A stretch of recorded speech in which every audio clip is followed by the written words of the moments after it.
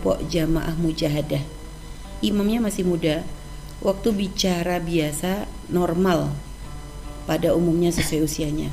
Tapi waktu mulai membaca tawasul sampai selesai mujahadah, suaranya ganti menjadi orang tua atau kakek-kakek. Saat ditanya, katanya kerasukan arwah yang sudah meninggal. Bagaimana hukumnya sesuai syariat Islam? Urusan agama yang perlu dan harus dihindari adalah jangan berbohong. Jangan berbohong. Nah, sekarang berbohong atas nama agama itu bermacam-macam, bukan memalsukan ayat, memalsukan hadis saja, bukan. Ya, termasuk diantaranya macam-macam, mengaku-ngaku ketemu Nabi biar pamornya naik, karena mungkin biar cepat jadi wali. Na'udzubillah, ngaku ketemu para nabi, ngaku masya Allah, biarpun mimpi ketemu Nabi itu ada. Akan tapi kalau dia menjadi berbohong kan nggak bisa nggak terdata di ini. Jadi berbohong banyak, berbohong seperti itu. Aku nggak tahu ketemu baginda Nabi katanya, kan orang tambah kagum dan sebagainya. Nah ini kalau orang membaca doa, membaca apa saja, ya boleh-boleh saja. Kalau memang ternyata berubah tanpa disadari oleh dia dan sebagainya, dia kan tidak bohong. Yang jadi masalah adalah pura-pura menjadikan suaranya tua. Lah saya aja bisa kok. Nanti saya kalau berbohong kan repot. Ini kalau berbohong ini yang repot. Saya tidak tahu masalah, mohon maaf, tidak menganu siapapun. Kami secara umum dalam beragama jangan bohong deh. Kita nggak berbohong.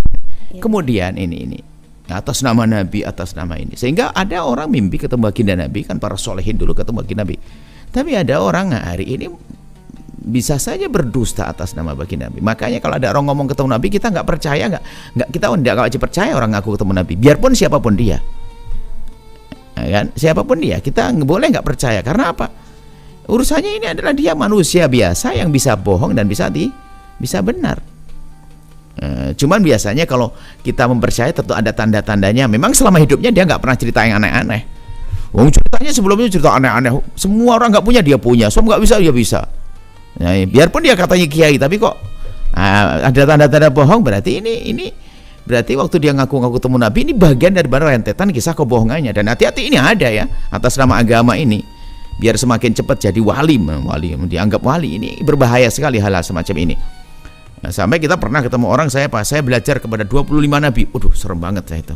Takut sampai saya tidak mau ketemu lagi kalau orang begitu. 25 Nabi belajar. Tapi modelnya begitu saja. Syariat Nabi Muhammad tidak ditegakkan. Kalau orang ketemu baginda Nabi pasti lebih khusyuk.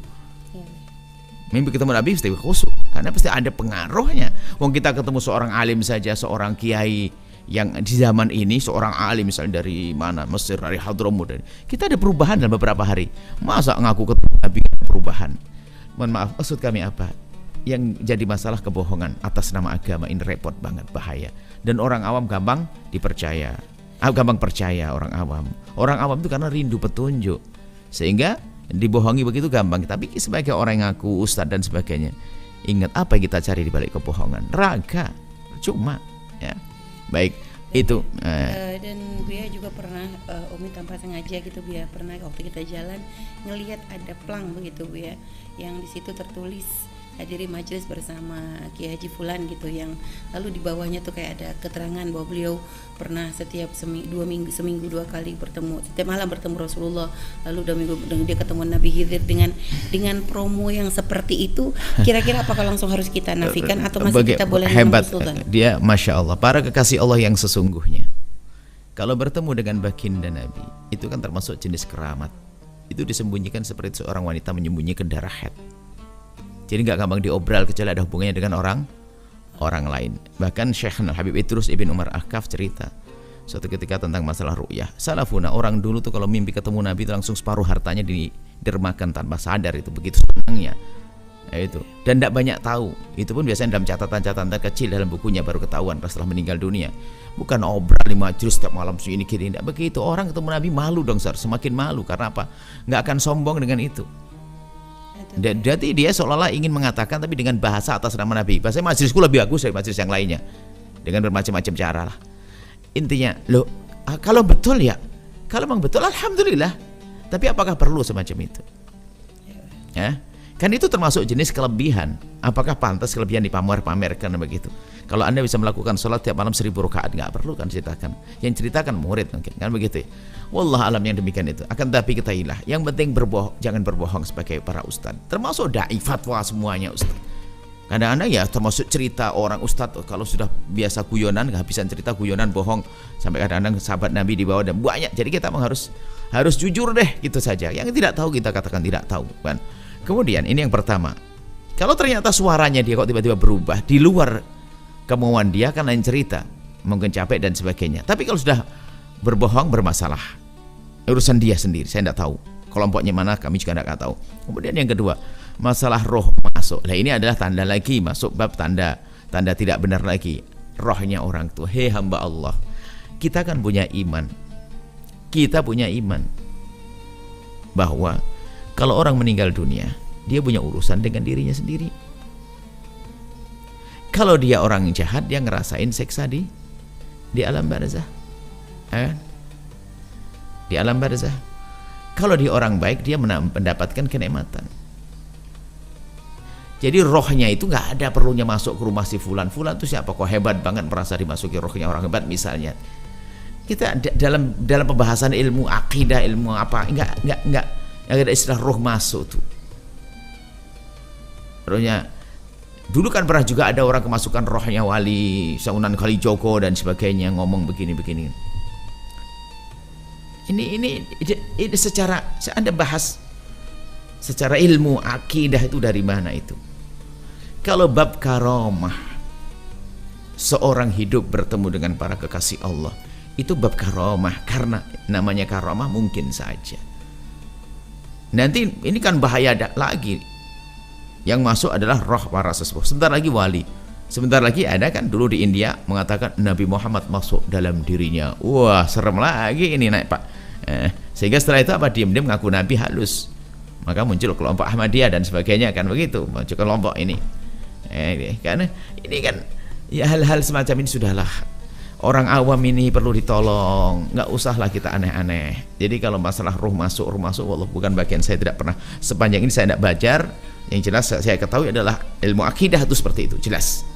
Makanya kita perlu memperkuat akidah kita, apalagi bicara tentang masalah ghaibiyat, hal yang gaib nggak boleh kita ngarang. Kalau ngarang babnya adalah kita berbohong atau kita mengarang-arang adalah dusta. Jadi akidah jelas. Selagi tidak disebutkan masalah akidah, tidak dijelaskan dalam Al-Quran, hadis Nabi dan sebagainya, urusan keimanan, hal yang gaib, masalah roh-roh, nggak boleh kita. Adapun jika ada orang mungkin tiba-tiba kuat, ada banyak hal. Secara medis ada yang katakan karena depresi juga bisa berubah suara, atau ada orang suaranya berubah-ubah tapi tidak bohong, dalang dia. Sambil ngaji boleh-boleh saja nih. Subhanallah, satu orang bisa 1000 pemeran itu, masya Allah. Jadi, tapi nggak pernah dia ngomong saya kemasukan rohnya waktu dia memerankan siapa nggak pernah ngomong dia kemasukan kok. Jadi dalang-dalang lebih jujur lah daripada sebagian ustadz yang ngaku-ngaku ini. Mohon maaf, ini harus dibikinkan. Kenapa? Jangan kita biasa bohong dalam agama, itu neraka, rugi. Maka kami ingatkan kepada siapapun yang berkecimpung dalam dunia agama, dalam dunia bimbingan, kalau Anda pengen disanjung, maka lebih baik kalau hanya hidup kita pengen disanjung manusia, jualan saja deh, jangan jadi ustadz. Kalau pengen kita dianggap wali, sudahlah, hilangkan keinginan untuk dianggap wali. Kita pengen menjadi kekasih Allah yang sesungguhnya, bukan dianggap oleh manusia. Banyak kekasih Allah tidak pernah dianggap wali oleh manusia, karena kejujurannya di pasar sana, dengan ketawaduannya di pasar, dengan takutnya haram di saat di pasar. Itu loh wali-wali hebat. Nggak usah pakai model-model yang aneh-aneh, ngaku ketemu Nabi, ngaku ini dan sebagainya. Bohong ngeri. Jangan berbohong deh atas nama agama, itu berbahaya sekali di hadapan Allah. Itu adalah kami laki-laki setelah bicara tentang dalam ranah kaum muslimin. Kaum muslimin seperti itu tadi. Adapun mungkin ada agama Hindu, Buddha yang punya keyakinan aneh-aneh, mohon maaf, ini bukan bagian kami. Kami hanya bicara untuk saudara kami yang mengaku dirinya adalah ahli la ilaha illallah. Adapun saudara-saudara kami yang di luar agama kami, tentunya mereka punya cara beragama yang berbeda. Kalau masalah ada kerasukan dan sebagainya, itu urusan, ada apa roh masuk, adalah urusan mereka. Ini hanya bicara di dalam ranah kaum muslim, saudara kami, kaum Buddhis, Hindu, dan juga Kristiani dan sebagainya. Kami mohon maaf, ini adalah ranah wilayah kami. Kalau orang punya cara beragama, cara keyakinan yang berbeda-beda, itu urusan Anda. Anda pun juga bisa menyalahkan saya karena berbeda dengan keyakinan Anda.